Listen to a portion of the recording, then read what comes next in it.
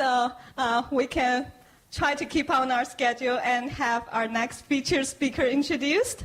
Brandon Peacher, Chief Sustainability Officer at Five Kingdom, and he has been, for many years diligently pushing the boundaries of sustainability, and he was the Green Entrepreneur for 2010, and now he's moving on to blue economy, and we're very happy to have you here, Brandon. Thank you.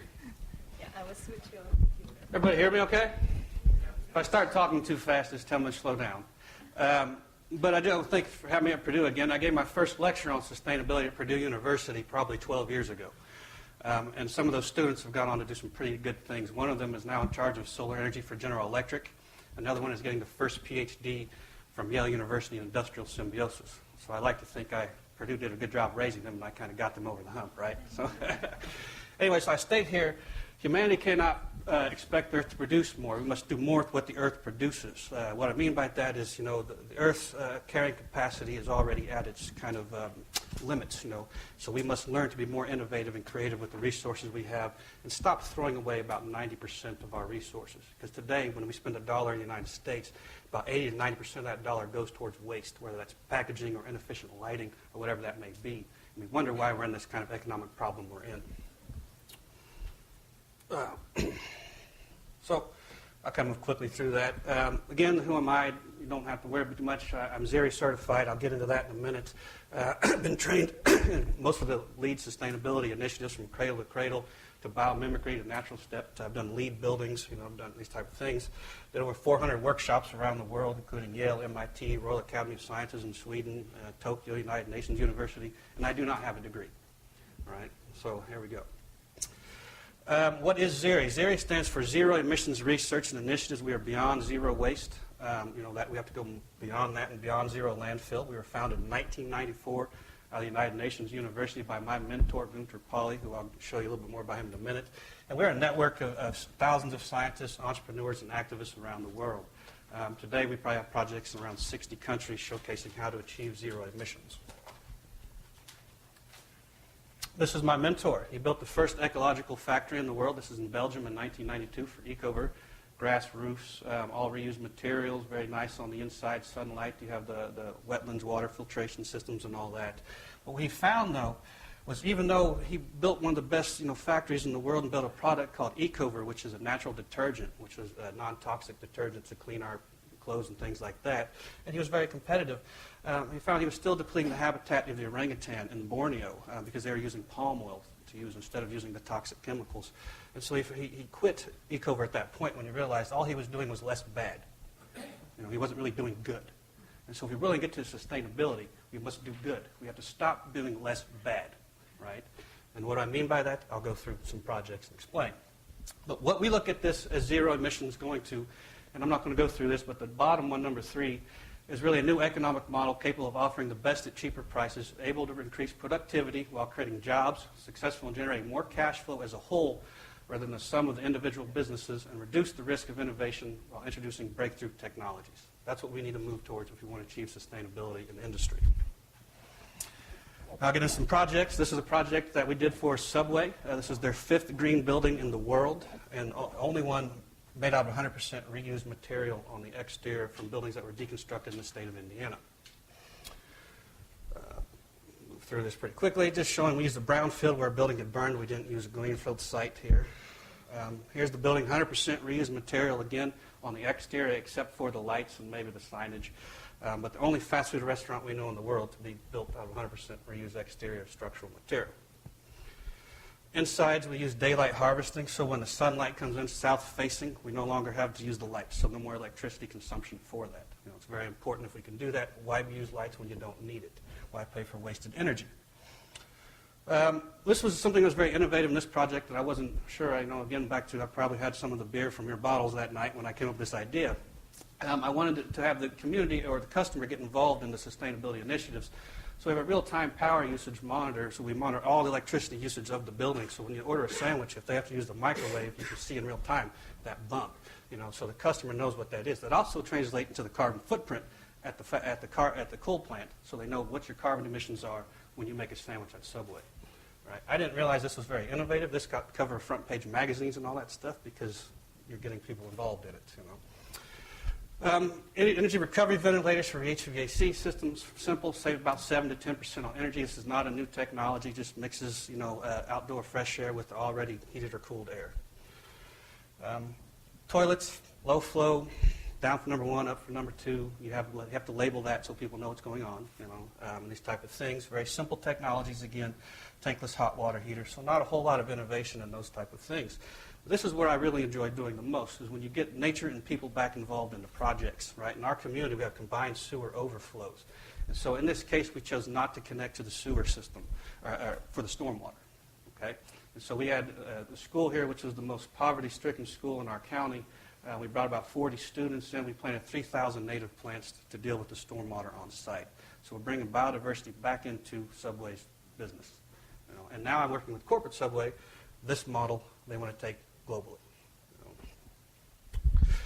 So this is what's happening. You do this, right?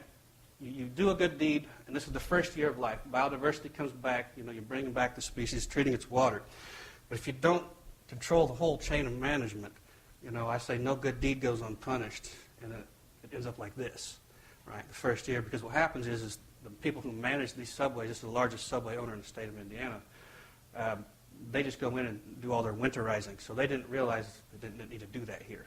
So this would have been a $7,000 mistake, but actually the plants survived the winter. They want to live. Nature wants to live.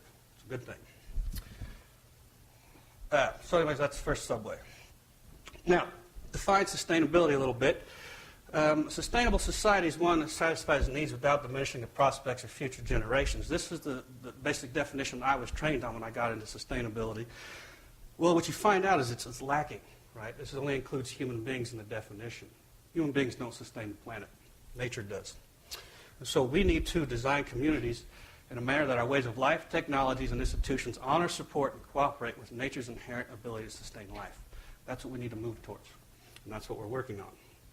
So our planet could be unrecognizable by 2050. If business continues as usual, the trends that we say today, in our lifetime, we're not going to be able to recognize our planet. We're going to consume resources faster than the Earth's ever going to regenerate them. Well, it's up to us to change this. So the symbol I leave there is the Chinese symbol for crisis. One side danger, the other side opportunity. I see opportunity. This is the largest opportunity in human history to do good and to make money at the same time. So as we know, the population is going up. From the time I wake up today to the time I wake up tomorrow, we will add 250,000 people net gain to planet Earth, which basically means, every week we got to build a city larger than the size of Indianapolis for food, energy, healthcare, water, shelter, and education for all these people. The challenge is also to meet the needs of the unreached. Over half the world goes without their basic needs on a daily basis. We are not living in a sustainable planet today, so trying to sustain what we're doing today is not going to get there. We have to innovate and change. But this also means the largest opportunity for job creation on the planet, to be able to meet the basic needs for humanity as we grow up. Excuse me. So the red economy, which is focused on core businesses, which is ever lower marginal costs through economies of scale. But also, there's an economy based on what we do not have, right? We wonder why we're in the recession we are in today. It was based on scarcity. Nature is not scarce. Nature is abundant. So we must change our model. The green economy, well, this one has failed, as we know that. We're moving forward. The green economy, well, it's all right. People like it. I'm known as a green guy. Won green awards, but green energy costs more, right? Healthy products cost more. Whatever is good for the environment is expensive, right? That's never going to take off. It can't. If you're asking people to do that, especially while we're going broke, it's not possible. Sustainability has to make economic sense at the same time. Our governments are going broke, so all these subsidies need to be paid back, or they're not going to be able to even give them to us anymore. So we can't have a business model based on subsidization. We also, as an entrepreneur, if you try to go do projects, if you have a 10-year payback, 15-year payback, a 20-year payback, nobody's going to loan me money. How am I going to get the project done? So lower returns get no capital. We have to change the game. So now we'll introduce you to the blue economy, which is a report to the Club of Rome, which any of you familiar with the Club of Rome, they came out with the first book called Limits to Growth, which was the first basically treaties of industrialists that came out to say we are consuming resources faster than the Earth is regenerating them. And a man named Aurelio Pache was the president of Fiat at the time, was the founder of the Club of Rome, who was the mentor of my mentor, Gunther Pauli. So, anyways, the book, if you read the tagline, I apologize, it says 10 years, 100 innovations, 100 million jobs. In this book, there are 100 technologies that we believe fit within the blue economy principles that will lead to sustainability and 100 million jobs globally if we adopt these practices. So steering business towards sustainability, it's not about good or bad. It's not about conservative or progressive, or even green or blue. It's about doing better, much better. I believe the man from Subaru mentioned continuous improvement. Zero emissions is built on the Japanese principles of Kaizen and lean manufacturing, total quality management, Six Sigma, all these things, but it's taking it to the next level. Talk a little bit about this. Just show you some quick pictures here. I like to show these slides mainly because if we're talking about sustainability in America, and again, this is in Germany, but our infrastructure is failing. It's falling apart. The numbers are $2 to $3 trillion need to be invested in the United States just to keep our infrastructure going. Nobody talks about this, right? We are a great country, and the reason why people want to come here is because we had infrastructure that worked. We had energy, we had water, we have roads. They're falling apart. Right? If we don't reinvest in these things in a sustainable manner, we're not going to have a very good country here in the next decade or two. So I show these two pictures because we show third world and first world. Over here on the left, you see these people go to the bathroom on the river. They know exactly where their waste is going. These people on the right, on these high-rise buildings, flush their toilets. There's no wastewater treatment plant in this city. All their waste still goes into the river, but they don't know it. They think it's magically being treated, and it's not.